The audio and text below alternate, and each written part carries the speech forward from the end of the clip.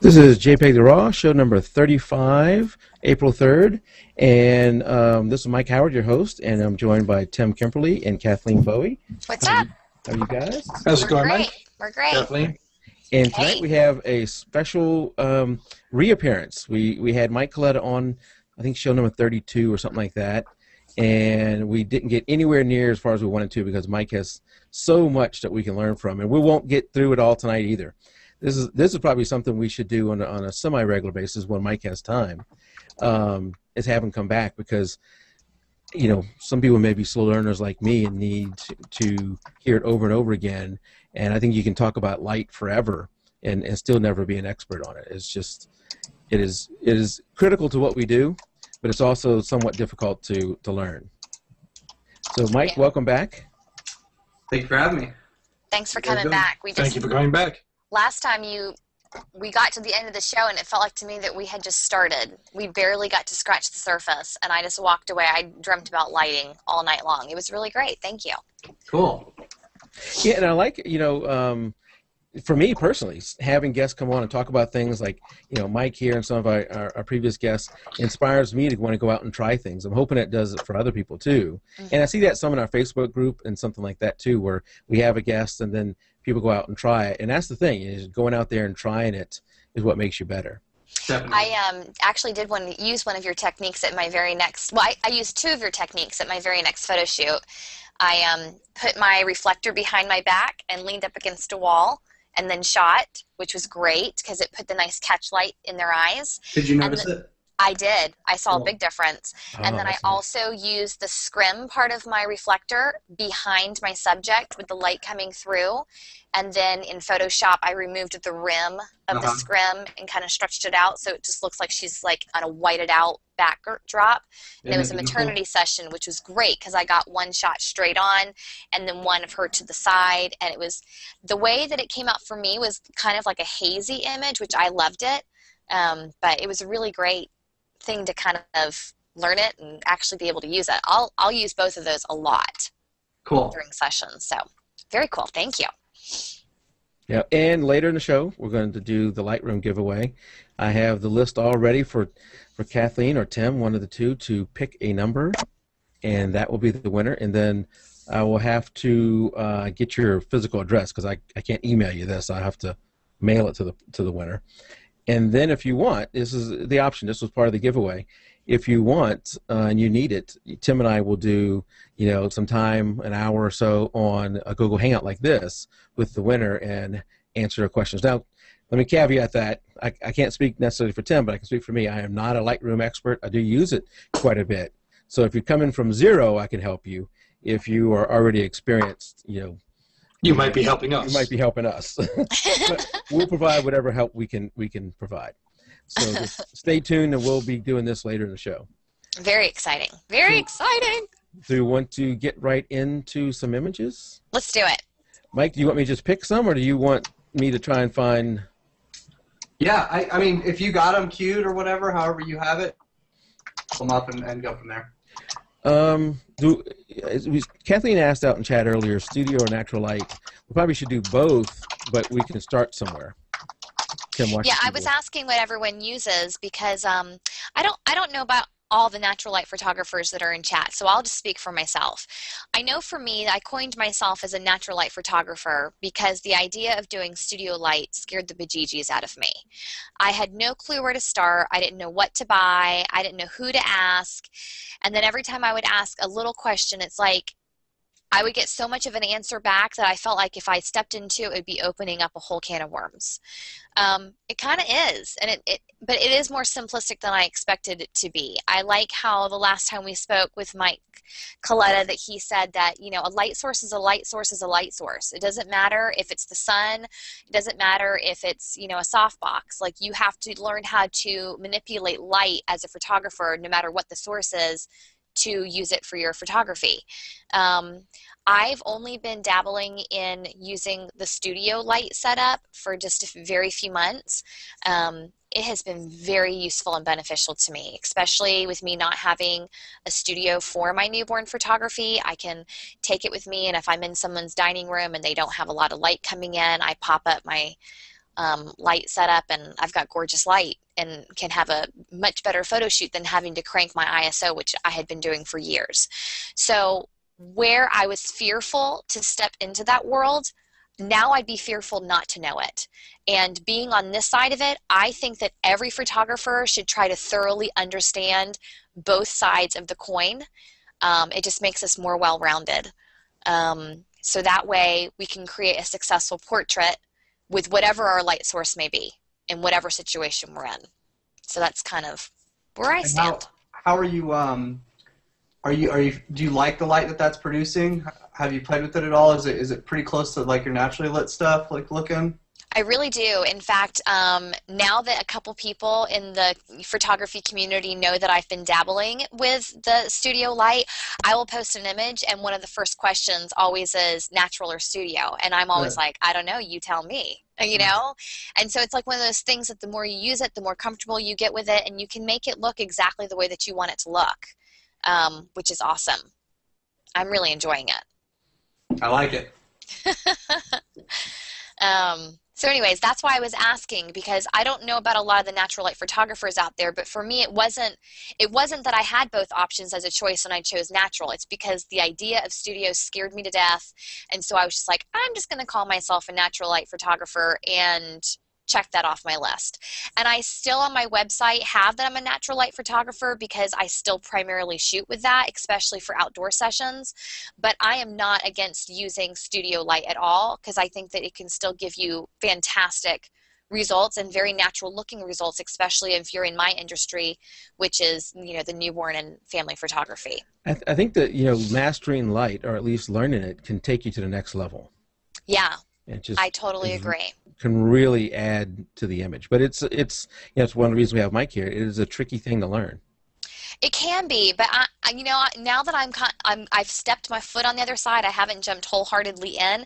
It's not as scary as I thought it was going to be. I will definitely say that. It's certainly not as scary as I thought it could be, and it's more exciting than I thought it would be, because you have so many more options. So, you know, Tim and I are in a different scenario. So we're neither one of us, at least I keep speaking for Tim. I should just speak for me. I don't get paid. I don't have clients paying me. I do this for fun. And neither do I, so don't feel bad. So you know, I can practice all I want. Both you and Mike do this. You know, have clients. You get paid for this. You know, typically you'd want to try this in an unpaid setting, right? I don't know. I mean, I got my lights and I set them up one night and shot with them and took them to my shoot the next day. I mean, I'm being realistic here. I didn't have like months to prepare and make sure that I was going to do it perfectly when I shoot it for a session. My sessions are booked back to back to back, and I knew that I was going to have a poor lighting scenario the next day.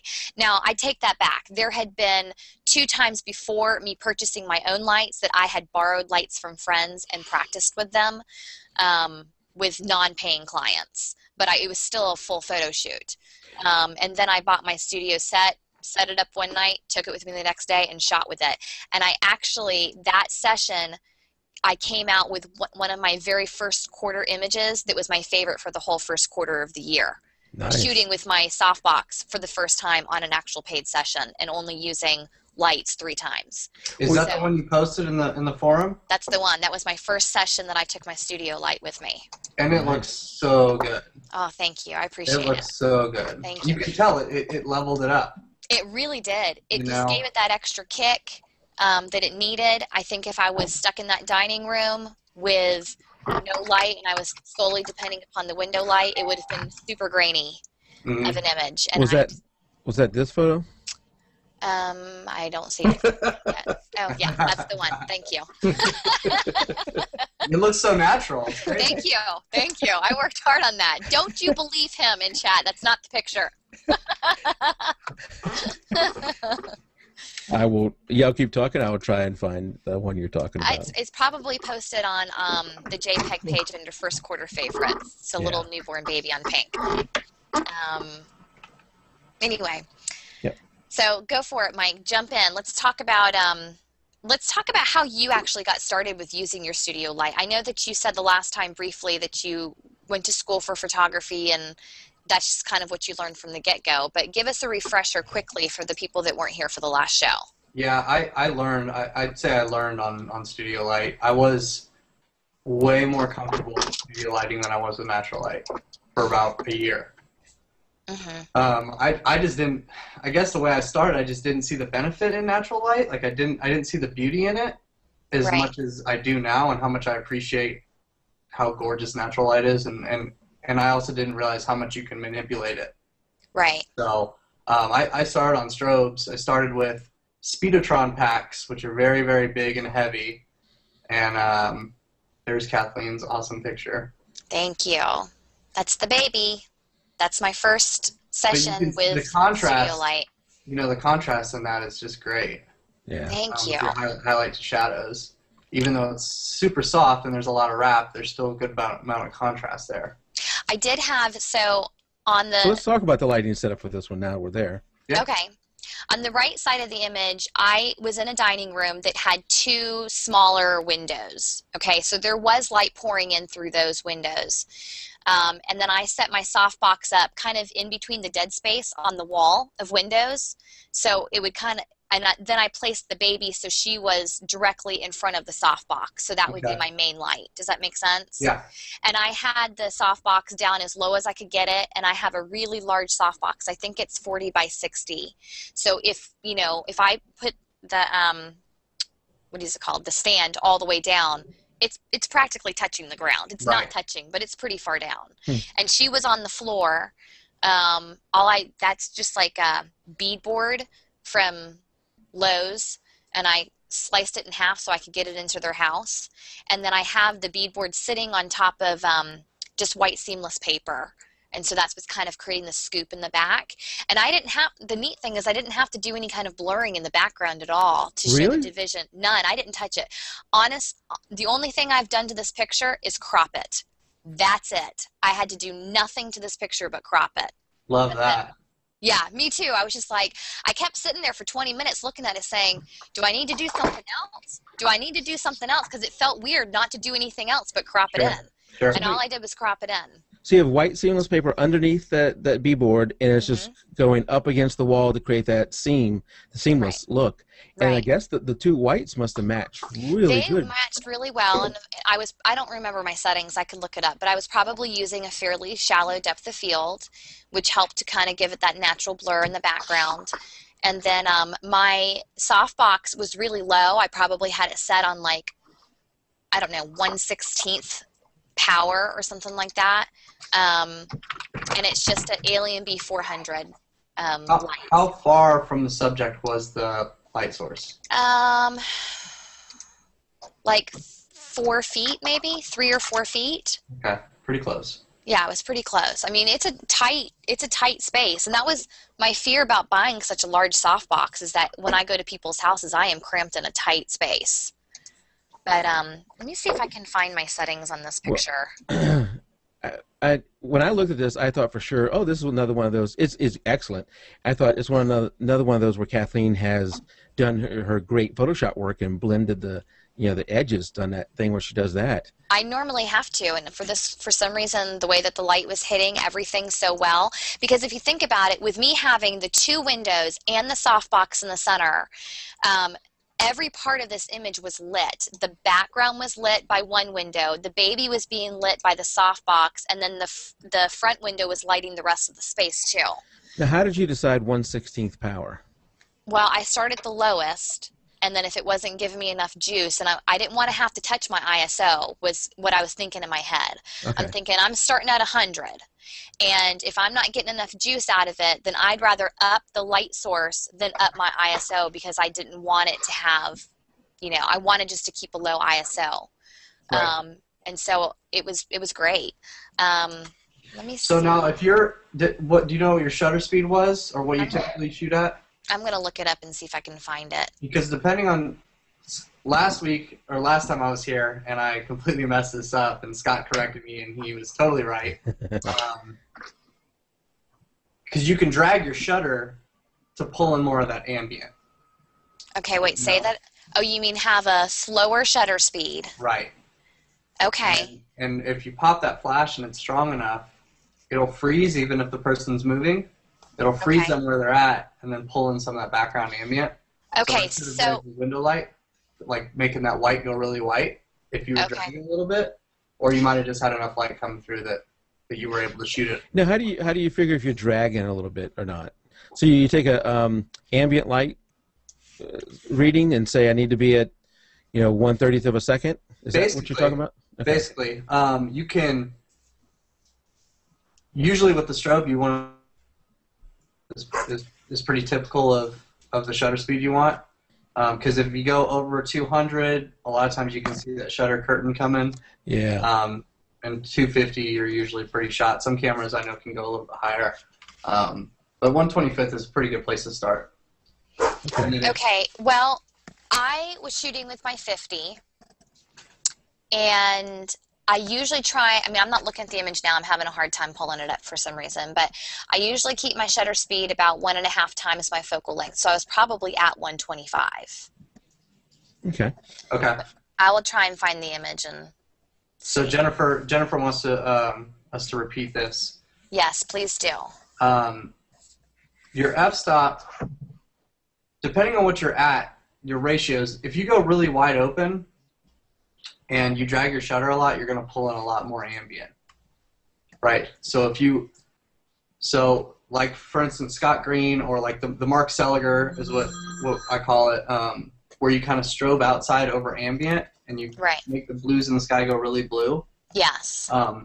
You're at a high f-stop. So you're closed down. So you shoot f11 to kill that background ambient. Okay, I gotcha. And then you pump the light on there and you meter to that light, and that's how you make the background darker. Okay. The exact opposite, if say you're shooting an event or wedding or something like that, and you pop your light, you'll have that light source, but then if you want to get the background and burn in some candles or some low light or something like that, you would drag the shutter at maybe a 30th, or even a little bit slower, depending on how strong that light is that hits, affects how much it's going to freeze your subject. So if you're kind of smacking them with a good amount of light, you can drag quite a bit. You can even go to like 1/10 of a second or even slower. And they won't blur because of the light? Because the light is frozen them. So what you're saying is that, okay, for me, my rule of thumb is that when I'm outdoor photography, if I don't want to have blur, I have to keep my shutter speed 1.5 times the focal length of my lens. Right. But you're saying that when you use a strobe and you're pumping light onto your subject, that you can cheat that rule and drag the shutter speed back, even be lower than the focal length of your lens, and still get a crisp, clear image because you're giving it extra light. Yes.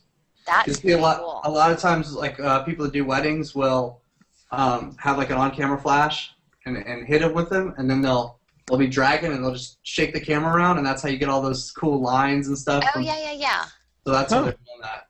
But if you're still, then it's going to be a crisp image. Right. But even if it pops, you can sit there and like spin around and get like these crazy dragged lights. Yeah. Going through the frame, but that's an interesting technique, because I know like if I do indoor photography like that, I do like to drag the shutter. I'll go 1/30th, 1/15th, trying to get the background, because I hate having a flash photography where your subject is nice and clear and everything behind it is pitch black. Right, and when you know there's something behind it. Definitely, because you don't want it to just be pitch black, because then you're losing that. You don't know where you were. Right. Now, So Mike, your f-stop affects that heavily too. So if you're trying to shoot that at f11 and blast the flash, you're going to kill that background. does the flash power you're sending need to be a certain number of stops higher than ambient light to do that? I mean, what if you're sending flash power that's maybe just 1 stop more than ambient? Is that still going to freeze the person? It should. You got to play around with it. I don't do that too often, so it's usually me just playing. Yeah, I'm playing with it until and looking at the exposure afterwards to see what I got. But I think if you're going to overexpose the flash, Mike, I think you might wind up blowing out the person you're taking a picture of. Right. You would pretty much want it to match, because your shutter is what's affecting that ambient, and your f-stop. So you would if you're shooting at 3.5, you would want your flash to be at 3.5. And I think part of the reason I always saw is your flash is only reaching 30 feet, 20 feet, whatever, and you might be taking a picture with something behind you that's 50 feet back. Your flash, no matter how strong it is not going to reach that to brighten up, so you drag the shutter to get your background a little lighter. Yeah, I forget what the exact ratio is, but there's, for every amount of feet, it might be 2 or 3 feet, Might be less than that, actually. You lose a stop. Okay, so I have an answer for you about my settings for that image. Okay. I was at 2.2 for my f-stop, and my shutter speed was 1/100th. So at what point do you consider it dragging your shutter? Is if it's anything less than 1.5 times your focal length of your lens? Or is it based on ambient light? Yeah, I would say anything that's 1.5 is super careful. I think that if you shoot what your focal length is, you're usually okay. Okay. So I would say anything less than that. Wait, I'm going to correct you on that, just from experience. You're usually okay unless you're photographing a running toddler. You are not okay if you're photographing a running toddler. If you're I think that's two different things. Yeah, if you're a portrait and you're doing someone who's sitting completely still, then absolutely right. You're safe on whatever your focal length is. But no, for family photography, I don't think so. I think what the deal there is, Kathleen, the 1.5 times focal length is to stop your movement. The camera holder's move. Yeah. The stop action, it depends on the action. A toddler moving around, you need some speed. You know, a soccer player, you need some speed. So somebody sitting still, you can go much lower. Yeah, you better believe it. Because when I'm at my family sessions, I'm like squatting down and jumping up and saying peekaboo, smile, peekaboo. Yeah, so there's lots of camera shake going on. You need a lot there. But what I'm trying to understand is, so you take your camera, no flash. You look through the thing and you say, all right, I'm Kathleen, I'm at f2.2, I'm at 1/25th a second. What'd you say, 1/100th of a second? 1/100th, yeah. 1/100th of a second. And then I might move my ISO to make that the proper exposure because, let's say that is the proper exposure. ISO 100, your shutter speed at 100, and the focal length, the f-stop at 2.2, then to drag the shutter, you'd want to come something under that 100, right? That 1/100? Yeah. So maybe 1/50th? I could be wrong. Dragging might be like something that is considered like a really slow shutter. I don't necessarily say I'm dragging unless I'm at like a 30th or maybe a 50th and below. Okay. Cool. Well, that's really cool. The best thing for us to do is just go out and try it. That's right. Test. Yeah, play around, and that's something nice. And I never even thought about the tip you just gave a minute ago, where you pop the flash and then you spin around or you shake the camera. Awesome. I like that. All right, so we've seen enough of Kathleen's photo. Bye-bye. Get out of I here. don't know what photos we want to talk about with Mike's, but I have one pulled up. Mike, I can pull up others if you want. That's fine. We can start with that one. Okay. Now, is this natural light or is this studio? This is natural light. Okay. So this is kind of what I was talking about, where you're in the shade. It's actually like a corrugated metal room that's on like next to the train tracks. I'm not sure what it was actually used for, but it's just wide open.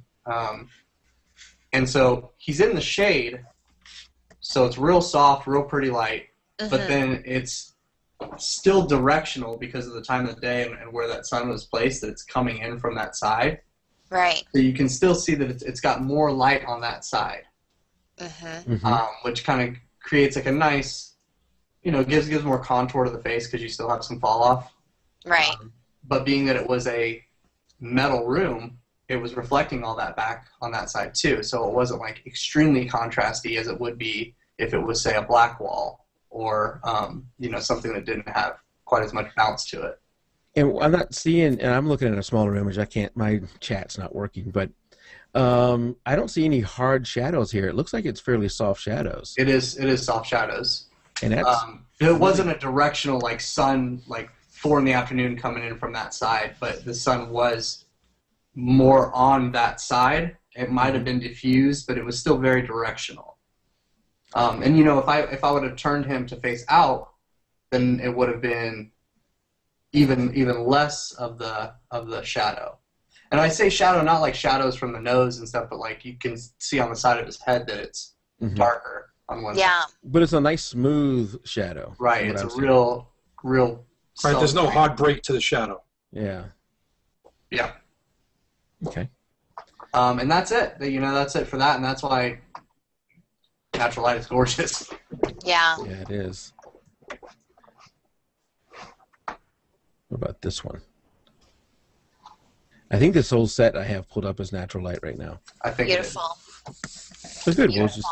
And that's actually basically the same thing. It was in a staircase where it was a cloudy day, and I just had her facing, you know, more into the direction that the light was coming in, even though it was fairly even in there. It's still directional. And that actually, when I went back and listened to the last podcast, I realized that I had said something that I mixed it up, and when I said it was a cloudy day, you'd want to put the light behind the person, right, wherever the sun is, and I meant to say behind me, right, because you want it, you know, you want it diffused on them, and the clouds is acting like a diffuser, right. So it's the same idea as the softbox, basically. On a cloudy day, it's like having God's big giant softbox following you around. That's right. It's pretty awesome. Yeah, I would have definitely thought this was a in-studio shot. Yeah, I think I would have guessed that too, but not because of the light, but because of the way the girl is dressed up. Typically, when you find portraits like this, they're usually done, you know, in studio. But I don't think it has any. I wouldn't have pegged it as studio because of the light, but just because of the way the girl is dressed and her hair and makeup and that sort of thing. Yeah, I guess if you look at the eyes, I don't see the catch light. But other than that, to me, that might be the only giveaway to me. The rest of the light is so smooth, and the shadows are so smooth, and the eyes are well exposed. Right. That I would have thought, hey, this could be a studio shot. But then if I look... It was definitely a low light day. If I remember correctly, I was probably at 1.2. Mm-hmm. So I try not to go above 400 ISO ever. That's pretty amazing to me how much is in focus on her face if you were at 1.2. You were really still. Yeah. That's great. 1.2. What do you know? Weren't What jumping lens? up and saying peekaboo, were you? Do you know which lens you use for this one, Mike? The Canon 50mm 1.2. Wow. Yeah, Have you had the 1.2 and the 1.4? Yeah, I've used both. Do you really, really love the 1.2 better than the 1.4? I do. I should just hand over my pocketbook and wallet to you. Seriously. Oh, it's crazy. It's crazy. But that's why I rent everything. Yeah. You know? It's like I can get a lens for 3 days for $35 and knock out a couple shoots with it. Yeah. And then move on to something fun. Right, and then be like, oh, well, the next job I need a long lens, so I'll get a long lens. Oh, that's cool. That's smart. Instead of spending $2,000 on one lens. Yeah. which I would eventually, hopefully, I'll have that, but you know. Mm-hmm. Now, is this one natural too? Yeah, that's the one with the scrim behind her. Yeah. Okay, right. Yeah. So we talked about this one already.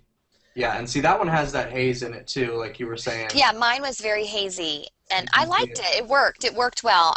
The only thing is, I wish that if I planned ahead, I wasn't planning on using it, but I was just like, ooh, scrim, ooh, bright light, let's try this. You know, that's kind of how it worked out. But for my shot, I liked it, but if I had planned ahead, I would have had the girl wearing something softer because of the soft light, and with her being in maternity session, she was wearing something that was very graphic-y, which was fine. It was pretty. I don't know if anybody else would look at it and think it, but when I see this shot, I was in my head thinking supernatural, white, hazy light, flowy gown showing just her belly. That would be my preference. You know what made it for me in this photo? The soft light, the light that how'd you describe it, Kathleen?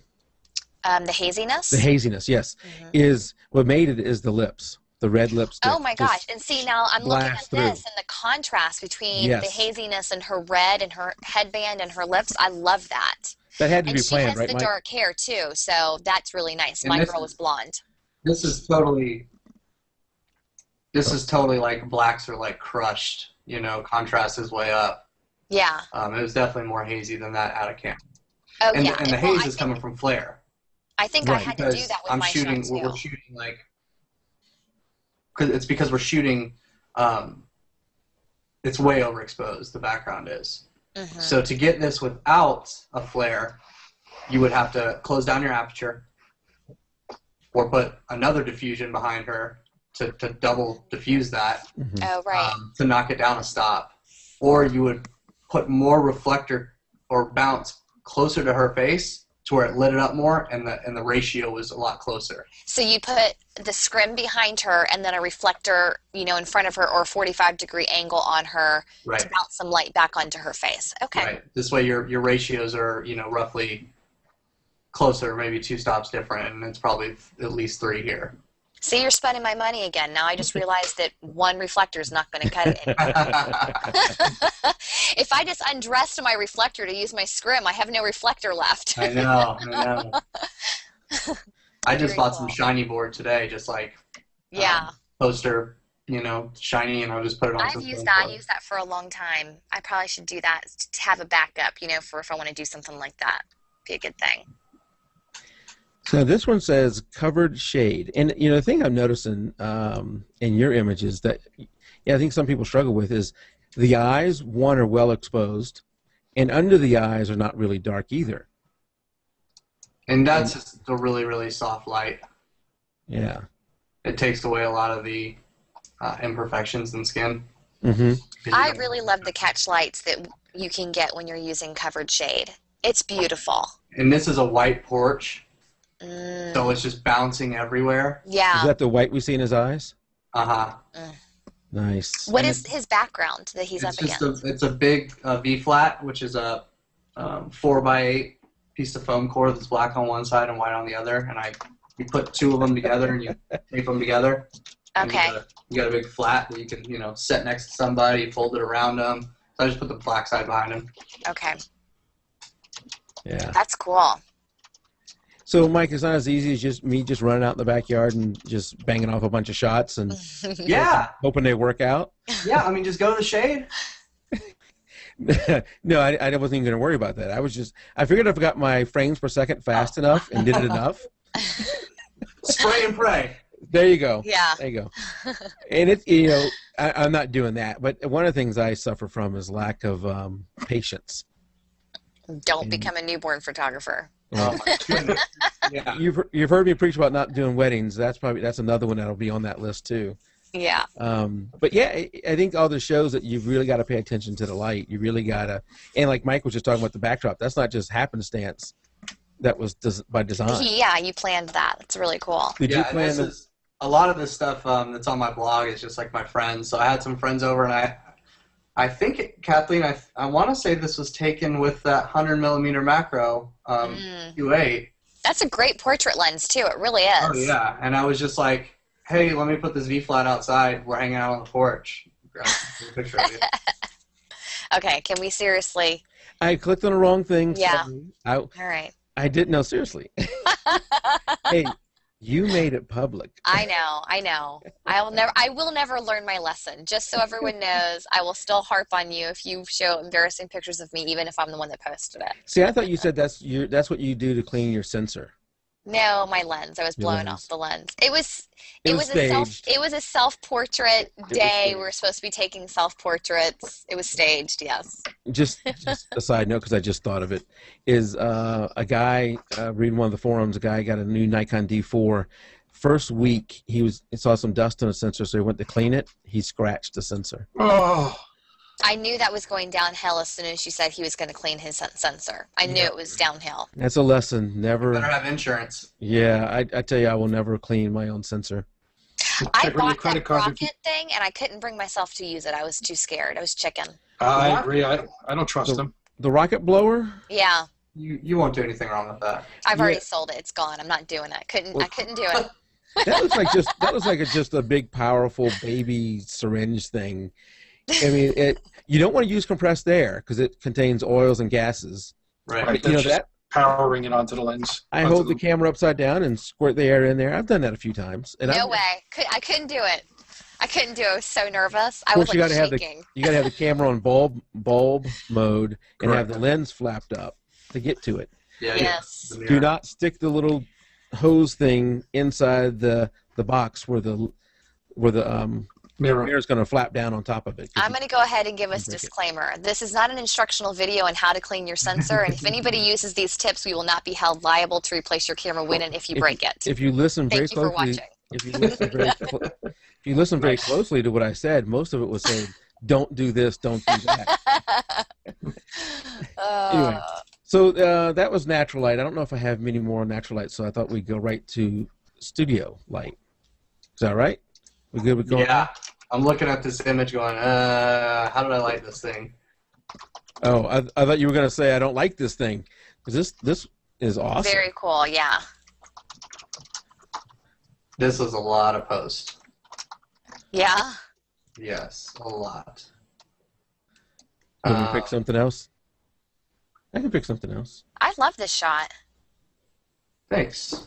I know I had a pretty large softbox as the main source, and I'm looking and it has a highlight where her back of her jawline is and down her neck. Okay, yep. And her So what ear would looks you a have bit- done to do that?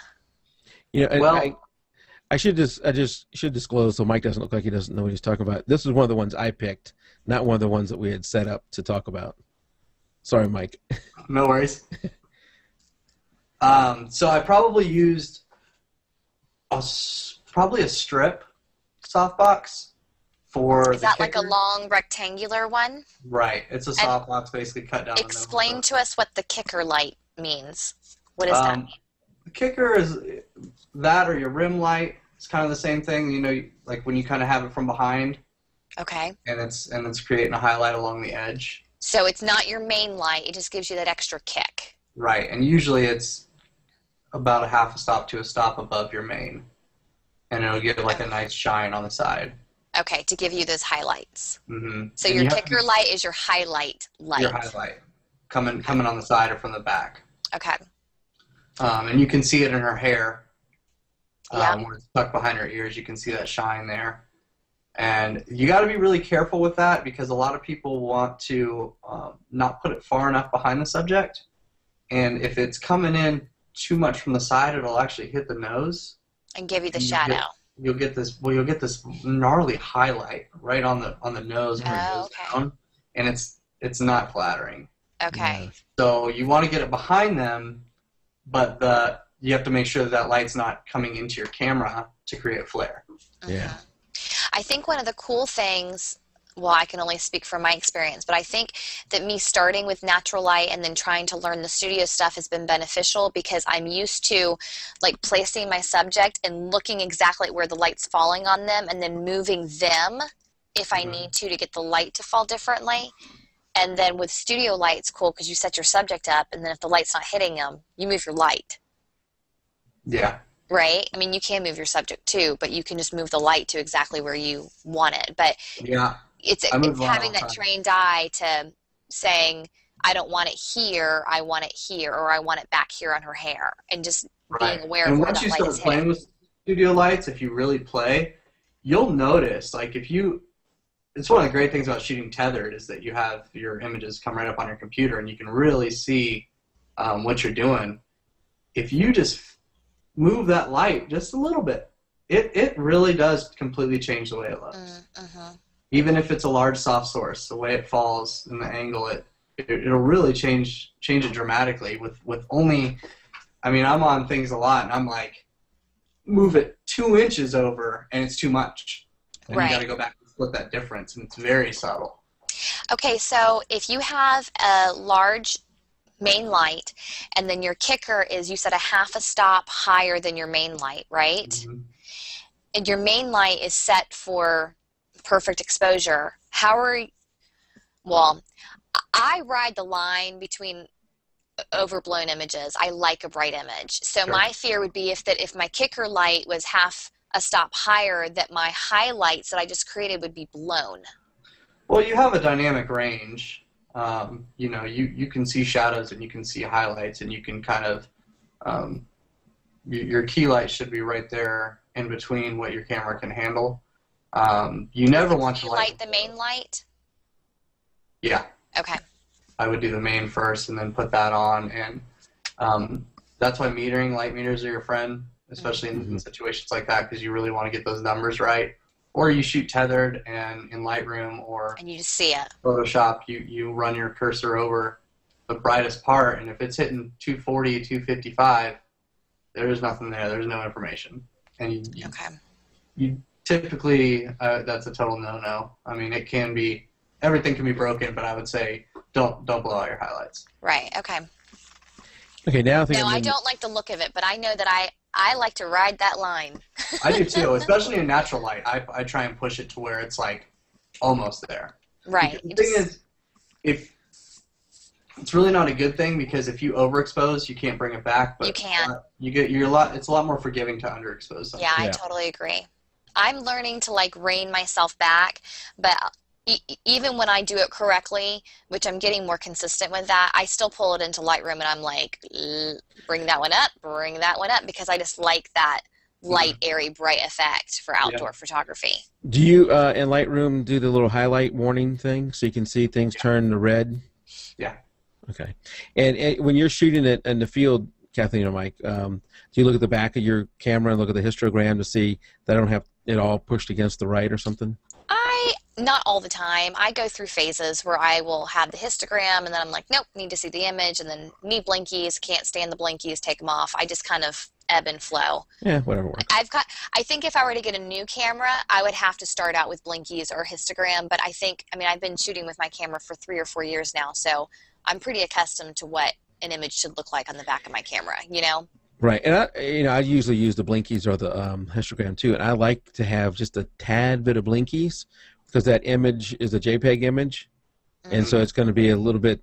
You know your RAW is going to have a little more headroom than that. Wait, the image on the back of your screen is a JPEG image? Always, even if you're shooting RAW. What? Yes. I never knew that. That's the little sidecar information. Yeah. Okay. Every RAW file has. Even if I'm not shooting RAW plus JPEG, if I'm shooting just Exactly. straight up RAW, it's still Yep. showing me a JPEG version? I'm pretty sure, maybe one of you guys can correct me if I'm wrong, but every RAW image has a small thumbnail JPEG attached to it. And a lot of times when you pull it up in a program, that's what you see at first. And then it like changes. And Okay, so that's why when it I didn't know that. changes, it's like your image goes dimmer. it could be. That could be what's going on. There could be something else going on. But the thing you're seeing on the back of your camera is the JPEG image. It's not going to have the latitude that your RAW is going to have.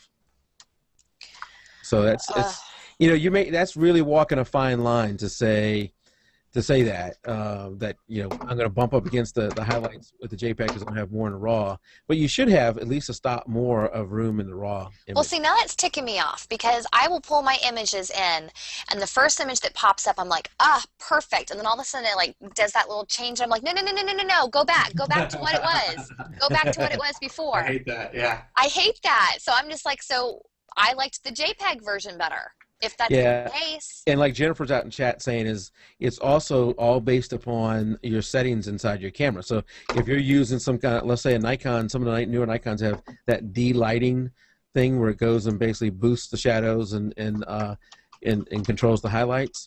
What you're seeing on the back of your camera is the JPEG and all of those things attached to it. So the RAW image you're getting, the life with RAW means you have to post-process. It's right. like a digital negative. Mm-hmm. It has way more potential, but it does require you to get that potential out of it. Yeah, it doesn't look. You have to push it. Yeah. Right. If you just take a RAW and leave it at that, usually it's not at its full potential. Mm-hmm. Yeah. Okay. We got sidetracked a little there, but it was good because I don't know if everybody knew. I didn't know that. I did not know that. Yeah. I did not know I was looking at a JPEG and then changing it to a RAW and then trying to get it to look like the JPEG again. I was unaware. I agree with Mike. I think that's exactly what's happening. Yeah, I think it is. Okay, Mike, I think I am now with the ones you meant for me to get for studio. I don't know if you can see this image. This one says 7-inch grid inside of umbrella. Oh, I'm not hearing you. Yes.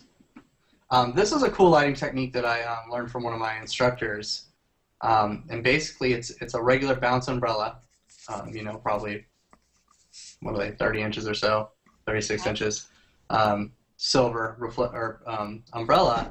But then what I did is, right in the middle of that umbrella, I put a 7-inch regular reflector with a grid in it. And what that did was it threw that real hard light. And that was the key. And then the umbrella just kind of was coming from the exact same direction and just kind of filled it out a little bit more. So I thought that was a neat technique. And then I had another gridded 7-inch in the back coming in for the kicker. What is that in the background? Those are Christmas lights. That's what I was gonna guess. Cool. So I had to drag shutter for that to get those. Yeah. Because they're very cool. Her way hair is crazy. I wouldn't want to have to brush that later. It was all fake. That is so cool. I love it. Yeah, they're just little clip-ins. Oh yeah, that makes sense. Then it's easy to brush out.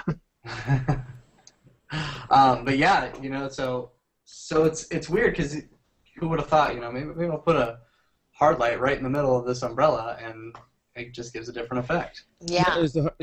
I went off that photo, but is the hard light bouncing off the umbrella or just shooting? No, it's direction. Direction. Okay. Okay, that makes more like sense. A flower, with like the pistils in the middle or that. Cool. Very cool. All right, I love this picture. What was this for? Mola Beauty Butterfield is what the description is. Yeah, the background is well chosen for her shirt. I like it. All that blends together really well.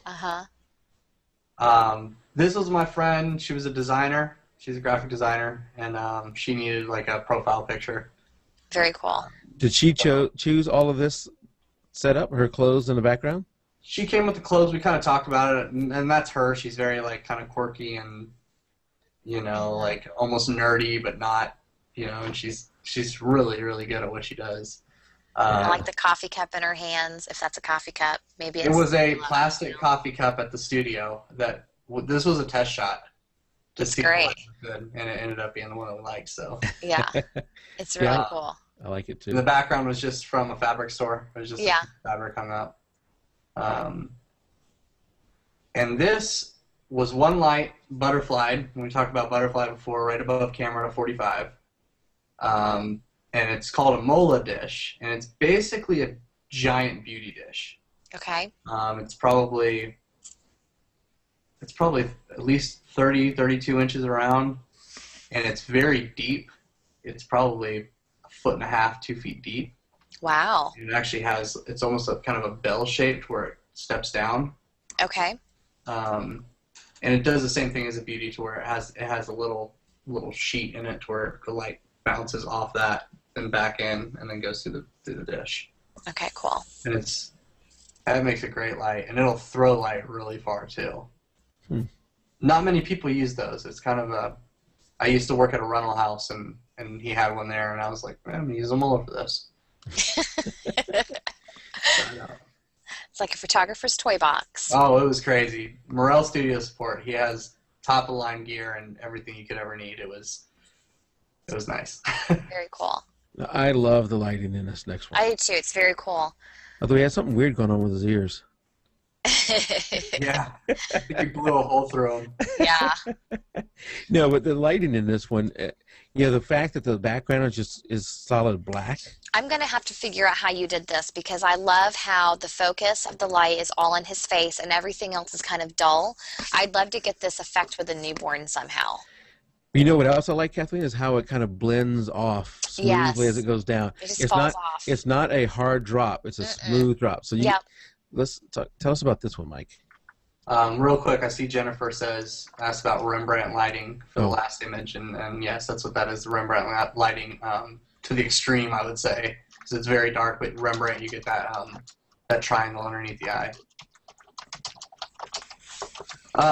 So this one, this was something that I don't normally do, and I think a lot of people don't because it's kind of the standard reflector that comes with most strobe heads is just a 7-inch reflector.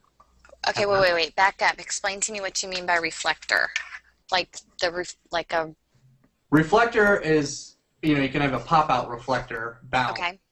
Or they call, a reflector that goes on the end of your strobe. Okay, I got you. You mean the little cone-looking thing? Yeah. Gotcha. Okay. That's a reflector, and usually a 7-inch is the standard with any light. Okay. And you can get a bigger version that's about 12 inches.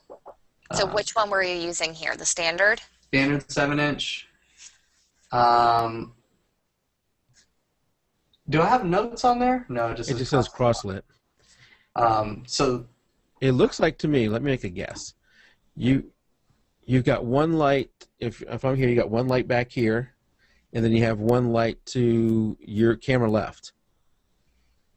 And that's catching his right side of his face. Yeah. Yeah, but your main light is the one that's to probably higher than camera, but to camera right. Right. It's kind of an in-between butterfly and Rembrandt. It's just a little bit off to the right, 45 down, just a standard 7-inch reflector. Above the shooter, 45 degrees down, but yours is a little bit off to the right. Right. And that's your key light. Correct. Okay.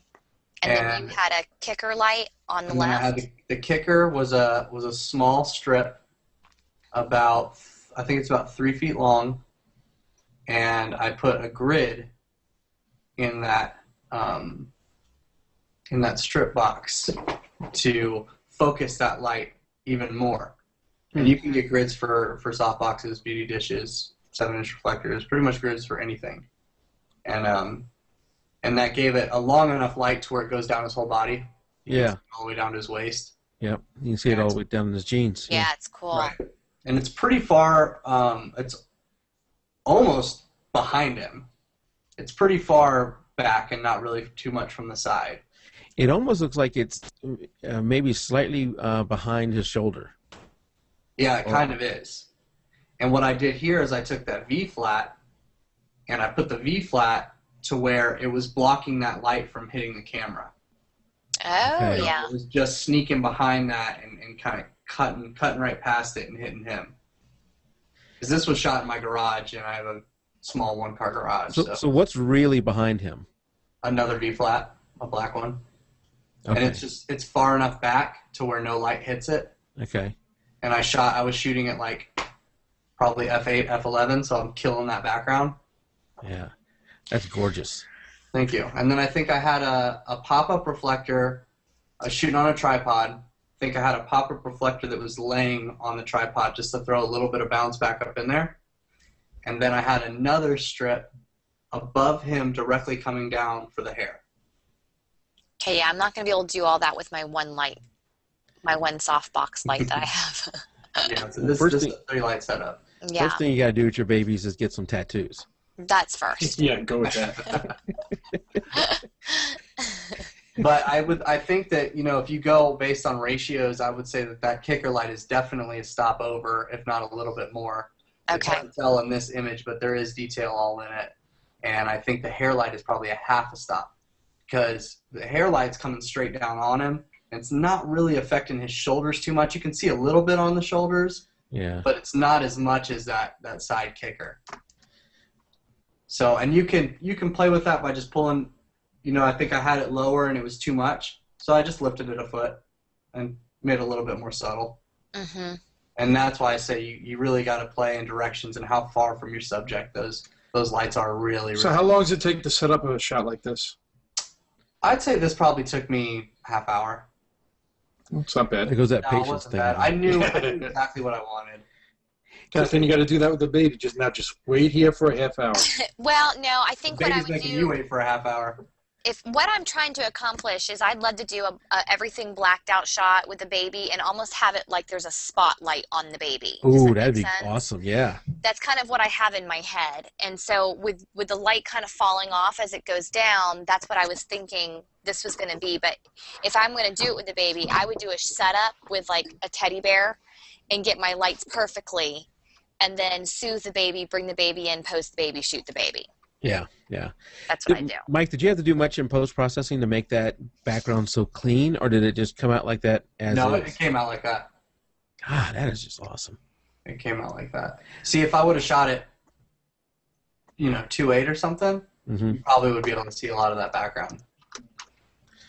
All right, I got to start thinking more about the adjusting, which thing to adjust, f-stop or shutter. I got to work more on that. What can you tell me what your background was made out of again? Foam core. Just foam core. Where'd you buy it? You can buy it at, I think I got it at, is it Binders? It's an art store. There's also that Sam Flex place. I'm sure Sam they Flax sell it. has it. Sam And the cool thing about those places is a lot of times you can go and they'll have a scratch and dent section. Yeah. where people have kind of like nicked the edges of them. Who You can cares? get them for a fraction of it. Yeah, it doesn't matter. Yeah.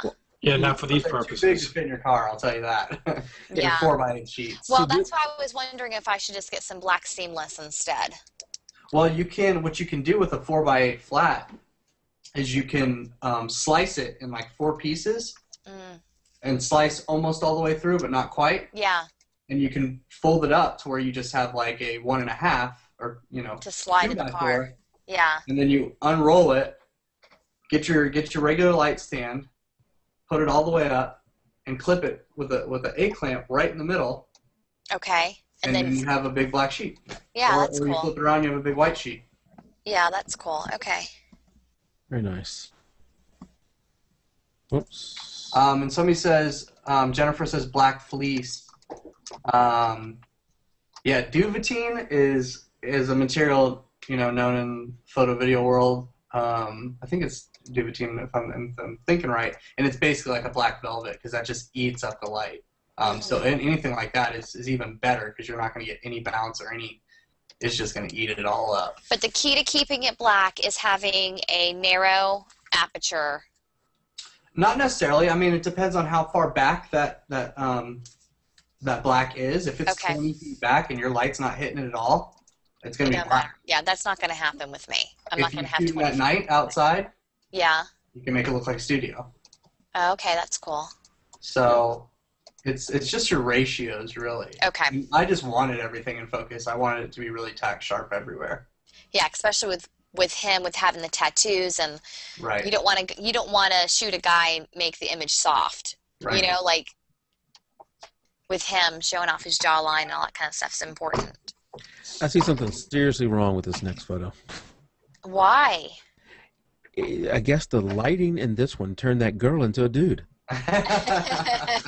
That is seriously wrong. It should be the opposite way around. No, but joking aside, this is awesome because you can see the setup. Yeah. And I imagine the image here is not what results. Is the guy is not you're maybe doing some test shots with the girl sitting there, and he is what happens. Is the lighting you use to produce that shot? Right. I should say. My friend took a behind the scenes photo and. Yeah, I love the behind the scenes shots like that. I do too. So 1, 2, 3, 4 lights. 5. Ooh, which one am I missing? There's 2 umbrellas in the back there. 1, 2. Oh, way. Oh, down. On the far back. Down. Yeah. To her far left. To her left. Yep. Now, On the same position on the opposite side. Would you have had to use 2 umbrellas if you had 2 really large soft boxes on either side of her? Were you doing it for the vertical light? Yeah, it depends on how much. That was a 12-foot white seamless. You got to light that whole thing. That's a big Yeah, and I was shooting group shots as well, so I didn't. I wanted to just go ahead and make the whole thing white. And it gives people a bit of play. So what you call move around. Right. Yeah, because if you're shooting groups, you're not going to keep everybody perfectly still and in the right spot the whole time. Yeah, exactly. It gives you a little bit of room a little real estate to play with. Mm-hmm. How big is that big umbrella? It's supposed to be a 7-foot, but I'd say it's about 5.5. Yeah, that's a serious light stand there too. Yeah, that's a mini roller with a mini boom arm. Nice. I think they're both Matthews brand. Now, is this your studio? No, this is a friend of mine's. Okay. We rented it out. This was for a salon. Well, this is good. Cool. Yeah. So this, like, when you put your umbrellas on the background like that, and you double stack them, you call them trees. So if you ever hear of anybody like, oh, go ahead and build some trees, or I had a couple trees on the background, that's what they're referring to. Okay. And if I learn the jargon, then I'll at least sound smart. Right? Now Right? you can. Another really good way to do this is to double stack heads with 7-inch reflectors, and bounce it back into a V flat. Okay. The white side, obviously. The white side, yeah. And then you can kind of open those up and close them up and get a more even light as well if you don't have 4 umbrellas. It is basically the exact same effect. Okay. And what's cool about when you do something like that, and you have to really be careful when you shoot on white, because if it's same thing as we were talking about with that that scrim behind the person, Mm-hmm. if it's too many stops, you know, it's way more brighter than your foreground, you'll start to get flare because it'll bounce off that background and come back into the camera. Okay. So you want to be careful of that. But when you do this, you can see that he has the really nice edge lights, you know, the kind of kicker rim lights. Yeah. They're really subtle and really soft. And all that is opening that umbrella up a little bit to where it's barely hitting the side of them. Mm-hmm. And that's really nice. Would be really nice for kids, babies, and stuff like that, to where you could have one softbox on them or whatever you're using for your key. You know, if it's a smaller set, you can have one umbrella in the background and just open it up a little bit to where you get a nice highlight. That is nice. Without having to have a light for the background and another light to give them a kicker. Mm-hmm. But yeah, so this is just a giant umbrella, silver, no diffusion, so it gives like that really punchy look. Silver does. If you take the baffles off, you give them a lot of highlight. You really do, and I will say that I shot a newborn one time with a beauty dish that was silver with no diffuser. Not good for babies. The baby looked sweaty. Yeah, it's gonna put a shine on it. It really did. It put a lot of shine. I was just like, that was my first experience with studio lighting, and I was ready to write it off completely. And then someone was like, no, diffuse. And I was like, oh, there's my friend for babies. Well, hey, we're at 9:30. Do you want me to do the Lightroom thing, and then we can come back and do a few more images? Or? Yeah, let's do it, because I like this next image. Yeah. So, okay. Let me bring us back to us. We'll come back to that image in a second. All right, I have Lightroom 3, and let me get the list ready. And Kathleen, do you know how to do chat inside of Google+? You sure do. Okay. So I want you to pick a number. You don't want me to say it out loud? I want you to say what out loud? The number? Yeah, okay, so let me explain what I got here. Okay. I got everybody who entered. I put them in a list, and if you did the comment on iTunes, that got you another entry. So everybody got at least one entry, and if you did the iTunes comment, you've got 2 entries. And then I gave everybody a random number, sorted it so like your two entries wouldn't be right next to each other, and then I numbered all of those. So I want you to pick a number between 1 and 51. We are going with number 33 because this is the year of 33 for me. And that is Melissa. No, I'm kidding. She did not win again. She did not enter. So hopefully, if she did, she did not enter. Okay, I put the name into chat. Charlene Holmes. Charlene Holmes, and she is not out there. So Charlene, I will contact you and get your address because I need a physical address to send this to. Congratulations! That's Congratulations! Big time. That's awesome. Now you know we had 2 copies, and yes. the condition to get the second copy was you had to get at least 5 people to sign up. Well, no one did that. Oh, come on, people. And the only one that got Seriously. close was the people who listed me for whatever reason. That's cheating. Yeah, so I almost won this. I was 1 vote short of winning this myself. Oh, hold on. I'll do it for you. Well, it's not going to do much good since I already have Lightroom 3 and Lightroom 4 now, too. But I don't want to have to hold on to it for another month. So let's do this. Tim, you pick a number, and we'll go ahead and give away the second copy now too. So I don't want to. How very generous of you. I need to clean off my desk. I got too much trash here. All right, so Tim, you pick a name. Pick a name? No, pick a number. You have the names. Yes, you won't know the name. Pick a number. I will go with something means something. My anniversary is the 12th. My son's birthday is 21, so I'll go with 21. Yay. All right. And there, I put. Oh, somebody good. Stephen Riley. Awesome. Stephen. And I'm sure he's in chat. Congratulations. Probably doesn't realize it yet. Oh, he knows it. There he goes. Wow, Stephen. Congrats, yay. Stephen. Congrats, Stephen. Stephen. I'm glad it was Stephen. He has been with us since Since the early beginning. on. Yeah, Yes. me too. Congratulations to Charlene and Stephen. Very Yep. cool thing just to win for free. And you know, Awesome. if somebody would not have stolen my lottery ticket winnings, I would have been buying this for or Lightroom 4 for everybody There out you there. go. But obviously, we can't do that. If you didn't win this time, you know, we'll do more in the future. We'll have guests who do more. So there's more coming. And you know, one thing I've noticed, Kathleen and Tim, is lately we've been getting more and more listeners, but still the majority of people listen to the audio version. So if you listen to this later, the audio version, and you're thinking, well, you know, this photography podcast would be much better if there was video. Well, there is. You know, people out there in chat know there's video, but the majority of people who listen to this show listen to it later, audio only. It's odd, but if you're like me, maybe you're doing it at a time when you couldn't watch video, like you're working out at the gym or you're driving into work or something like that.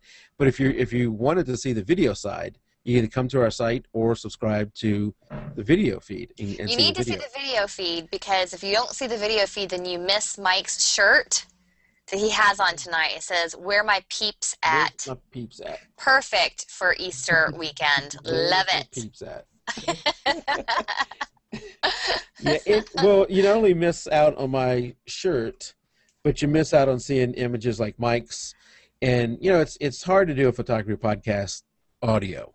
Yeah, no, you need to see the images so you know what we're talking about. And You got to see all me and all this. that's right. Yes. You got to watch Mike Colletta doing the Macarena in the background, showing us where he puts his lights.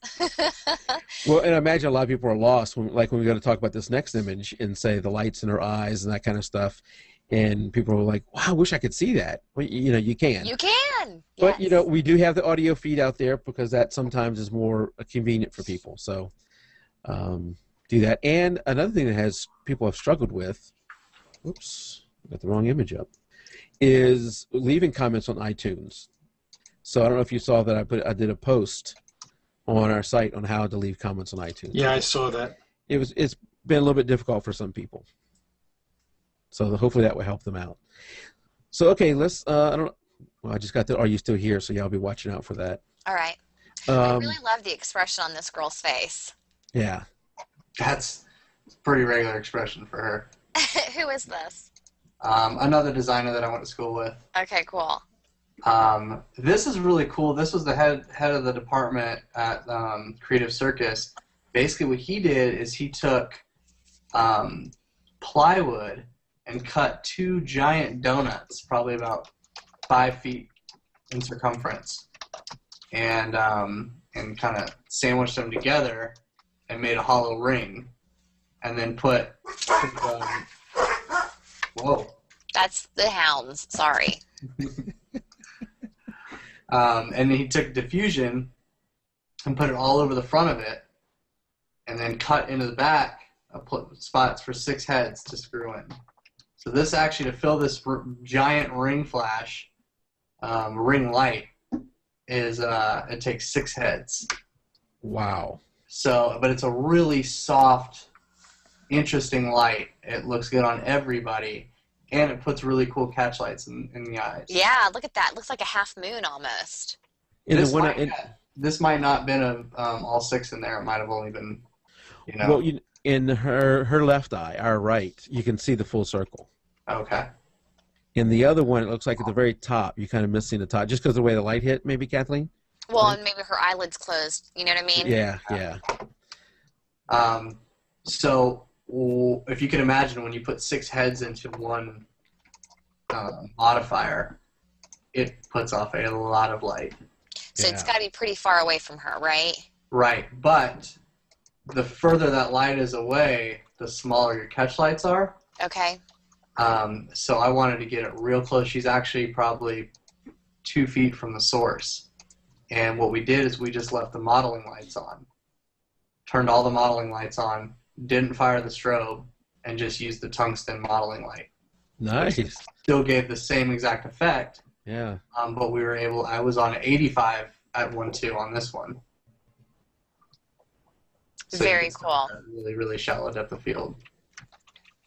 Did you say 85 1.2? Yeah. Wow, that sounds like an awesome lens. At It the really 85 is. The very first natural light one, the black guy that was in like the graded metal. Yeah. That was also the 85-1.2. That lens is absolutely gorgeous. Difficult to hit your focus at 1.2. I'm not even sure. Yeah, I bet. I'm not even sure Nikon makes the 85-1.2. I know They they make 85-1.4. Right, that's the same as the Sony that I have. I have the 85-1.4. It's my favorite. Well, it was my favorite lens on film. I don't know how much I totally like it as much on the digital. Oh, I'm sure it's awesome. Cool thing about those lenses is, you shoot from far back. If you shoot somebody like full body at 1.2, they just look like they've almost been cut out and placed into the background. Yeah. It's crazy. Right, you really got to step far back. That's the only. And Right. my 10-year-old son, sometimes I can't be that far away from him. Yeah. Then he doesn't realize what I'm doing anymore. Have you shot with the 35-1.4? Yeah, there's an The image L that series? he's pulled up on here that I shot with the 35-1.4. That's a great lens, man. That is a great lens. The colors that come out of that thing are. That's gonna, along with my macro, that's the next one on my list. I have the 50 obviously, and I really like it, but I borrowed a friend's 35, and I'm short, so with newborns, it was just so much easier for me to get everything in the frame without having to stand on something or get as far back, and it was sharp as a tack. It was really nice. That is a nice lens. This is so cool.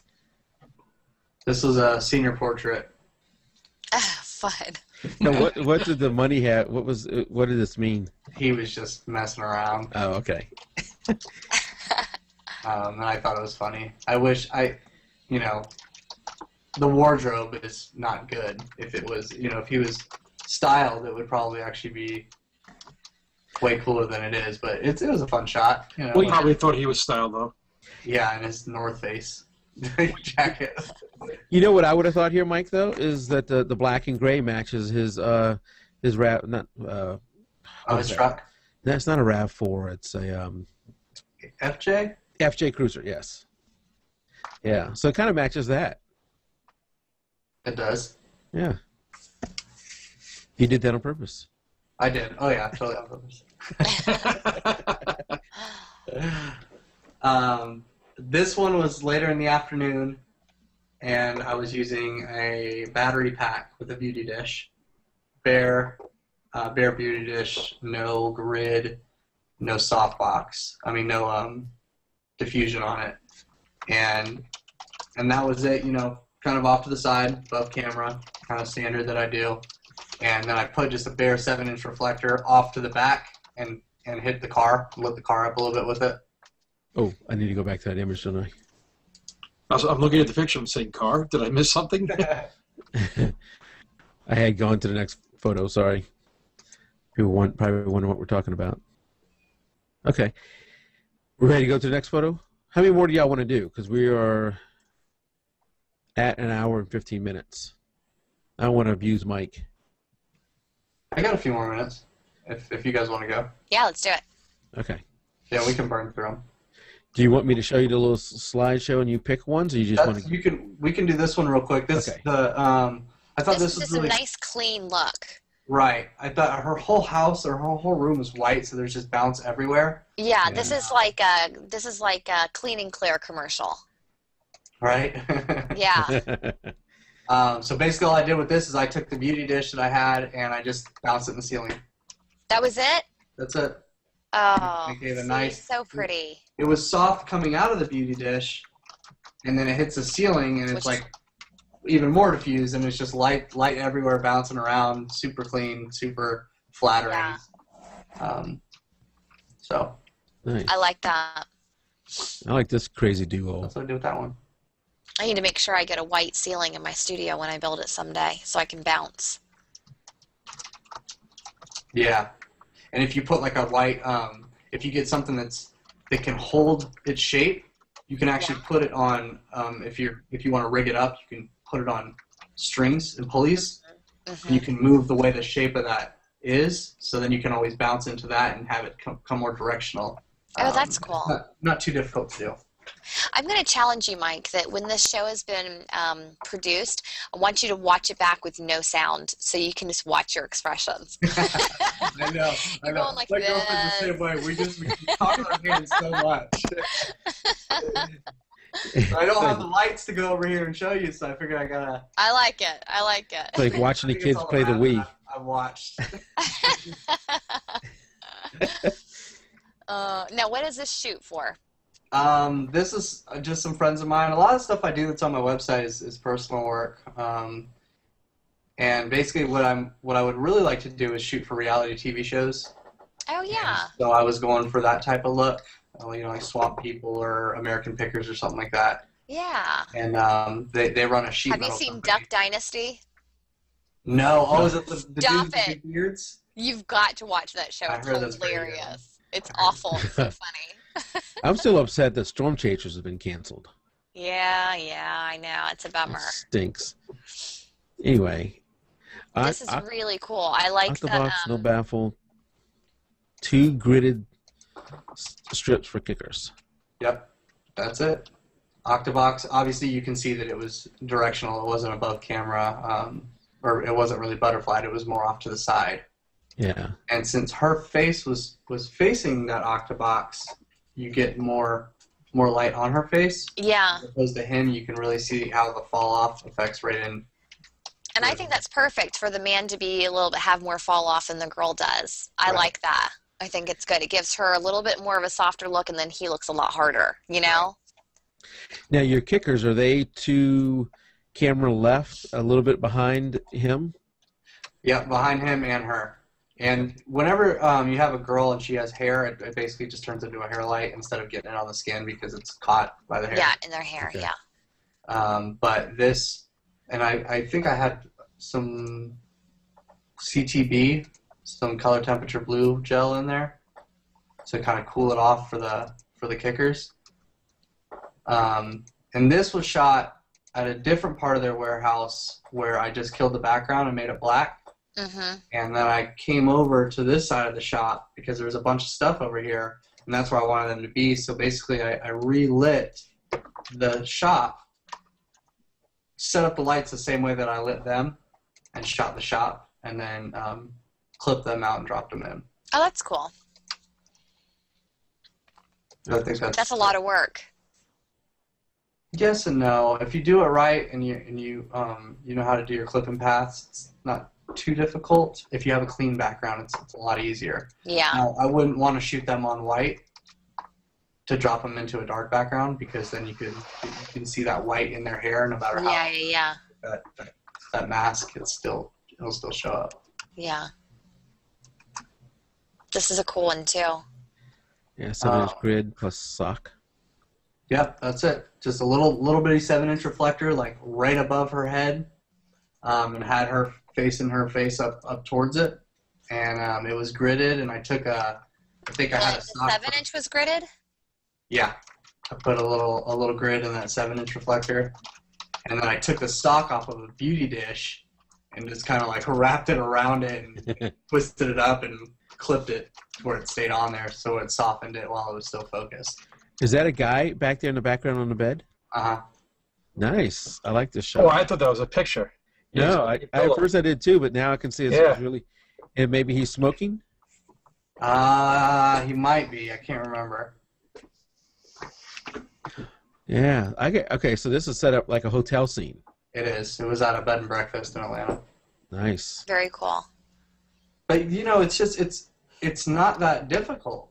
It's the lighting is nothing special. It's like one light with a standard reflector that you just put at a different angle than you would normally think. Because if she was looking at the camera, she would all be in shadow. But when you have her face up to it, it creates a more dynamic look. But I think for a lot of people like me, light is just intimidating. Studio light, adding light is intimidating. And what you have to do is just get out there and practice and practice. Like you said, earlier, moving it 2 inches to the left or right can make a big difference. And how you had her position there made a big difference. I think the way you have to look at it is the same way as switching your camera into manual. The thought of doing it before you do it can be really intimidating to people because they really don't know what they're doing. But once you understand it, you're like, oh my gosh, I will never go back, And so I think that studio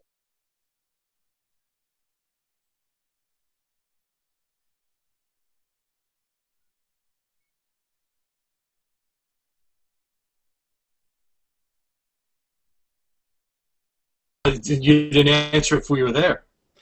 Yeah, you see, since I can't see the stream, I don't get to see that, and I wasn't watching this monitor over here, so sorry about that, guys. We're back. That's okay. Yeah, so Kathleen, what you were just talking about is it's the same. It's just once you learn it, it feels so complicated on this side, but once we start to learn it, it's kind of the same way with anything in photography. You just got to start doing it and practicing it, and then you learn it kind of as you go. Yeah, and there's definitely exercises you can do. It's really good to start with one light and figure out how to work that light. If you have a little bit of money, maybe you rent one light and you rent a beauty dish. They'll come with a 7-inch reflector. You rent a grid set, rent a grid for that beauty dish, get a big soft box, get a strip box, and have a subject, even if it's still life, and shoot it butterflied, move it over, go back, take a pull back picture of that, and go back and make notes. And it's it's time consuming, but it'll really show you what that light does and the difference of it. I think I'm going to have to do that, even if my subject's just, like I said, a stuffed animal, just to kind of to learn what it's going to do, so that way when I'm in a session and that baby's perfectly sleeping and I'm ready to go, I'm just like, I know where I want my light. Let's get it moving. Right. Yeah. and don't get frustrated. I mean, if more than likely you're going to mess up at first, and just learn from those mistakes. Just keep shooting. Maybe this is a good. Pull it far back. Just play and play and play, and just try and document it. And you'll always have those notes to go back on. Yeah. What do y'all think about this one as the last one we'll do? It's a great shot. This is in Atlanta, isn't it? Is this? Yeah. This is on the roof of a Scat. Okay, no, not where I was thinking. Because this one is, something that a lot of people may do is outdoors and lighting for outdoors. Now, is this an actual shot, or is this another one where you drop Tim in? Yeah, it's all in one shot in camera. I love it. The sky's beautiful. So what do you think? What do you guys think, since this is the last one? Let's play the guessing game. All right. I think the light is to camera right. The way he's looking? The way he's looking. Okay. And also maybe higher than camera, maybe a little bit above his head, or close to his head. I almost think it's a little behind him, because you see the shadow on his left arm coming from the back forward. I think it's more a little bit in front of his shoulder, is my guess. I say a little behind his shoulder. Okay. Kathleen? I think I'm going to go with Tim on this one. I think it's a little bit behind his shoulder. I'm looking at the light in his sunglass. No, you've got something on the other side too, because it's being lit from both sides. I say key light is to camera right, and then you have a smaller fill light. So that one. Camera left. Yeah, I know it's camera left, but I cannot. I don't know for sure where. I'm gonna guess it's closer to camera right. It's not like behind the shoulder. It's closer. Are we all wrong? You guys are on the right track. Jennifer says key light camera left, rim light camera right. The rim light is the sun.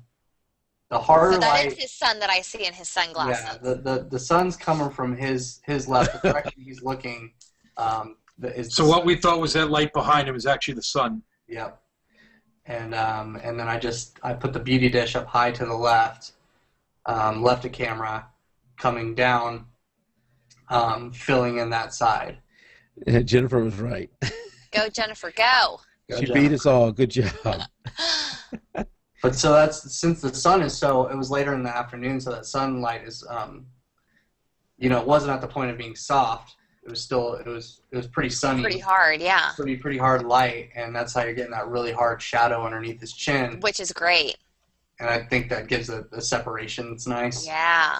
And then the beauty up high coming back down is almost probably about the same angle as the sun's coming in. And still leaving that shadow there and not filling it in. Because if I was a little bit lower, it'd probably fill that shadow in. Yeah. And then I'm about stop and a half over the sky.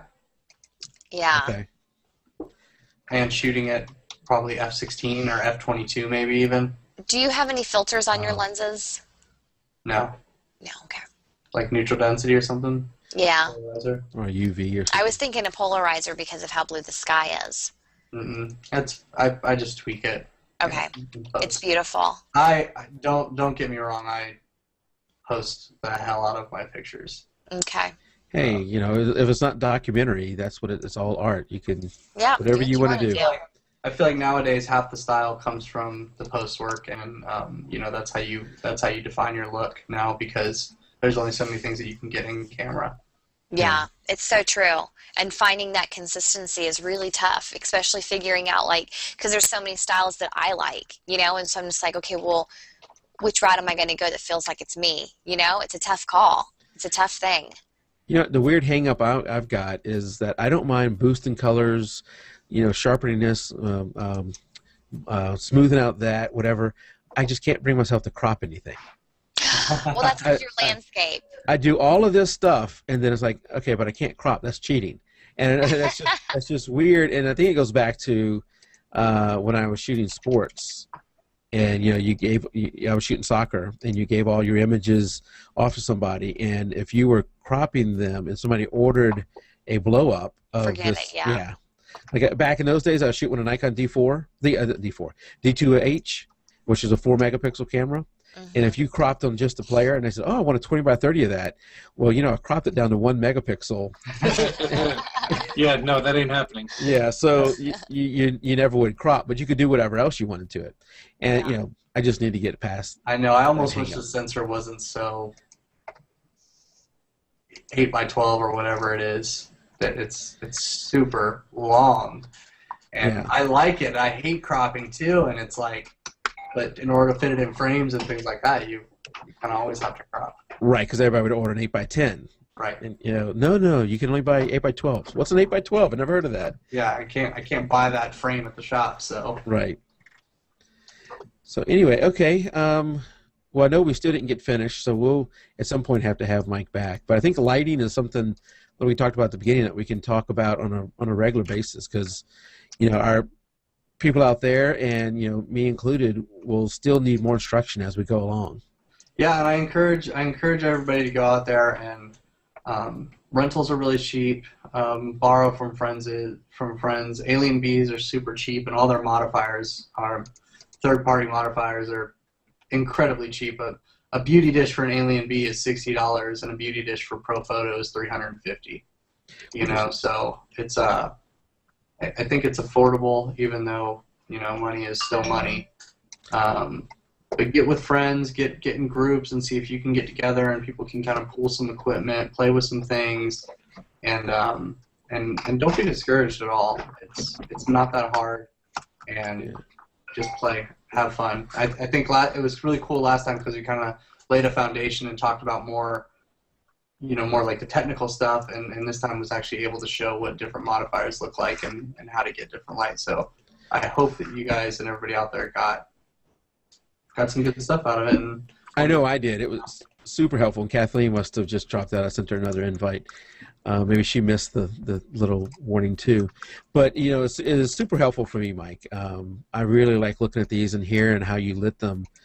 It makes me want to go out and try and do that myself. And hopefully it'd be helpful for people out there too. Lighting is so critical. And even, you know, you showed, the key here was not only did we not go over, oh, Kathleen says night all. Okay, good night, Kathleen. Good night, Kathleen. I lost internet connection. Good night, Kathleen. You know, lose internet connection, you can still type. Yeah. Well, she's probably doing that from her phone. And she says, Mikey C, you're the bomb. So I guess I'm not. But you not only showed us studio lighting, but also natural lighting, and how key that is to our photography. Because I think a lot of new photographers, and some, you know, not so new, struggle with the lighting. Yeah, and my biggest thing is nowadays, especially with these new cameras and high ISOs, you know, you got some money, you can buy a camera and not really have to know light so much. So now you have to set yourself apart from everybody else, and you have to know light. And you know, anybody can go out and buy a camera and a lens that shoots at 1.4 and go in the shade, and you're going to have a beautiful image. So now maybe you got to bring in some strobes and kind of get a technique or push your post work to create a style and make you sought after above others. So, but what do you think? You know, even in some of the images you showed, I might be able to get some of that with the high ISO. Although I'm shooting with a Nikon D2X, and anything above 600 ISO, it starts to look horrible. Oh yeah, I mean, I shoot with a 5D Classic, 5D1, and I dare not to go above 400 unless I film my concerts and it's like automatic black and white.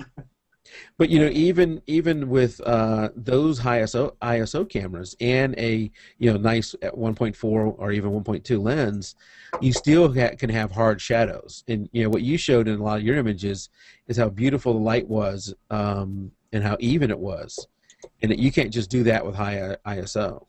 No, but you can shoot where there's very little available light. True, that's true. And there's not a lot of light to create shadows. Yeah, that's true. So, well, thank you again, Mike, for coming out. Thank you, Mike. I really appreciate it. Yeah, we really like it. Oh, not as much as we appreciate it. Yeah. I'll tell you, lighting is definitely the most difficult thing to understand. Really, in my mind. I'm always around if you guys want to hit me up. I'm always. I love to help anybody that actually wants to learn, cares about it. I am like, here's all the information I have. Because even people say you give away your secrets and all this stuff, and it's like, you can tell somebody what to do. You can tell them exactly what you did, and their image still isn't going to look the same. Absolutely. So I could care less. We may share the same first name, but that's about it. Exactly. All right, Mike. Well, thank you again very much. Everybody out in chat, thank you. And good night, all. You guys hold out for 1 second, and we'll see you again next week when Rachel Brinke is coming back. So we'll see y'all next week. Night. Later, guys.